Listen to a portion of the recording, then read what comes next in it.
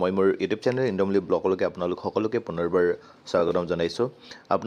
আপোনালোকৰ বিদ্যালয়ত previous academic ইয়েৰত আপোনালোকৰ বিদ্যালয়ৰ পৰা পাছ আউট হোৱা ছাত্ৰ ছাত্ৰীসকলক ড্ৰপ বক্সত ট্ৰান্সফাৰ কৰিছিলে, কিন্তু এইবাৰ ছিষ্টেমটো অলপ সলনি হৈছে। এইবাৰ পাছ আউট হোৱা ছাত্ৰ ছাত্ৰীসকলক আপোনালোকে ট্ৰান্সফাৰ কৰিব লাগিব। গতিকে আপোনালোকে ট্ৰান্সফাৰ কেনেকৈ কৰিব ছাত্ৰ ছাত্ৰীসকলক আৰু প্ৰমোশ্যন কেনেকৈ কৰিব, আৰু যিখন বিদ্যালয়ত ছাত্ৰ বা ছাত্ৰীগৰাকীয়ে এডমিশ্যন ল'ব সেই স্কুলখনে কেনেকৈ ট্ৰান্সফাৰ হৈ অহা ছাত্ৰ ছাত্ৰীসকলক একচেপ্ট কৰিব, মই মোৰ ভিডিঅ'টোৰ জৰিয়তে আপোনালোকক দেখুৱাবলৈ চেষ্টা কৰিম। আপোনালোকে ভিডিঅ'টো স্কিপ নকৰাকৈ শেষলৈকে চাই থাকিব।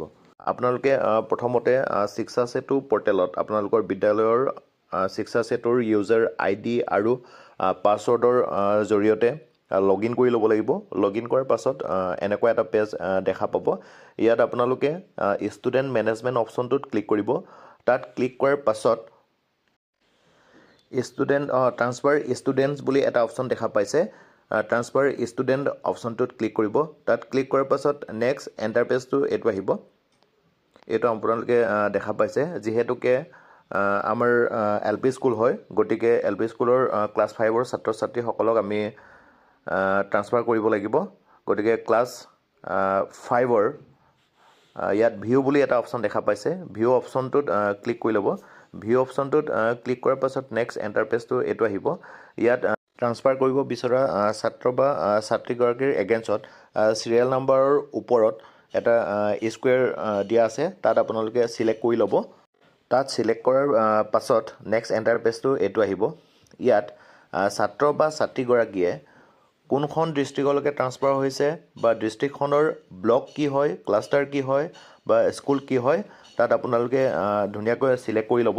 চিলেক্ট কৰাৰ পাছত নেক্সট আপোনালোকে তলত ছাবমিট বুলি এটা অপশ্যন দেখা পাইছে। এই ছাবমিট অপশ্যনটোত ক্লিক কৰি ল'ব, আৰু ছাবমিট অপশ্যনটো ক্লিক কৰাৰ লগে লগে ষ্টুডেণ্ট ট্ৰান্সফাৰ কৰাৰ প্ৰক্ৰিয়াটো সম্পূৰ্ণ হ'ব। এতিয়া আহিছোঁ নেক্সট প্ৰচেছটোলৈকে। যিসকল ছাত্ৰ ছাত্ৰীক ট্ৰান্সফাৰ কৰা হৈছিলে, সেই ছাত্ৰ ছাত্ৰীসকল যিখন বিদ্যালয়ত এডমিশ্যন ল'ব সেই বিদ্যালয়খনৰ ড্ৰপ বক্সলৈকে ট্ৰান্সফাৰ হ'ব। আৰু ট্ৰান্সফাৰ হৈ অহাৰ লগে লগে ইয়াত ড্ৰপ বক্স ষ্টুডেণ্ট এলাৰ্ট বুলি এটা অপশ্যন দেখা পাইছে। তাত এলাৰ্টটো আহি যাব। তাত আপোনালোকে ভিউ কৰি ছাত্ৰ ছাত্ৰীসকলক বিদ্যালয়খনে একচেপ্ট কৰিব পাৰিব। তাত ভিউ কৰাৰ পাছত নেক্সট এণ্টাৰ পেজটো এইটো আহিব। এইটো এণ্টাৰ পেজ দেখা পাব। ইয়াত আপোনালোকে ড্ৰপ বক্স অপশ্যনটোতো ক্লিক কৰিব পাৰে বা ভিউ অপশ্যনটোতো ক্লিক কৰিব পাৰে। ভিউ অপশ্যনটোত আপোনালোকে ক্লিক কৰিব। ভিউ অপশ্যনটোত ক্লিক কৰাৰ লগে লগে ছাত্ৰ ছাত্ৰীসকল কোনখন বিদ্যালয়ৰ পৰা ট্ৰান্সফাৰ হৈ আহিছে ইয়াত দেখা পাব। এইটো এণ্টাৰ পেজত আপোনালোকৰ বিদ্যালয়লৈকে ট্ৰান্সফাৰ হৈ অহা ছাত্ৰ বা ছাত্ৰীগৰাকী কোনখন বিদ্যালয়ৰ পৰা আহিছে, কোনটো ক্লাষ্টাৰৰ পৰা আহিছে, গোটেই ইনফৰমেশ্যনবোৰ আপোনালোকে ইয়াত দেখা পাব। ইয়াত আপোনালোকে এটা কথা মন কৰিব লাগিব, আপোনালোকৰ বিদ্যালয়ত সেই ছাত্ৰ বা ছাত্ৰীগৰাকী সঁচাকৈ এডমিশ্যন লৈছেনে নাই লোৱা এইটো ভেৰিফিকেশ্যন কৰিব লাগিব। ভেৰিফিকেশ্যন কৰাৰ পাছত সঁচাকৈ আপোনালোকৰ বিদ্যালয়ত এডমিশ্যন লৈছে, দেন আপোনালোকে ওপৰত এটা বক্স দেখা পাইছে, তাত চিলেক্ট কৰিব লাগিব। চিলেক্ট কৰাৰ পাছত একচেপ্ট এণ্ড এডমিন অপশ্যনটোত ক্লিক কৰিব লাগিব। তেতিয়া ছাত্ৰ বা ছাত্ৰীগৰাকী আপোনালোকৰ শিক্ষা সেতু পৰ্টেলৰ নিৰ্দিষ্ট ক্লাছত এড হ'ব। একচেপ্ট এণ্ড এডমিন কৰাৰ পাছত আপোনালোকে এনেকুৱা এটা এণ্টাৰ পেজ পাব।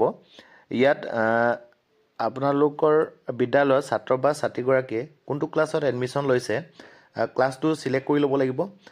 ক্লাছটো চিলেক্ট কৰাৰ পাছত তলত এটা অপশ্যন দেখা পাইছে, পুল দ্য ষ্টুডেণ্টছ বুলি এটা অপশ্যন দেখা পাইছে। পুল দ্য ষ্টুডেণ্টছ অপশ্যনটোত ক্লিক কৰি ল'ব।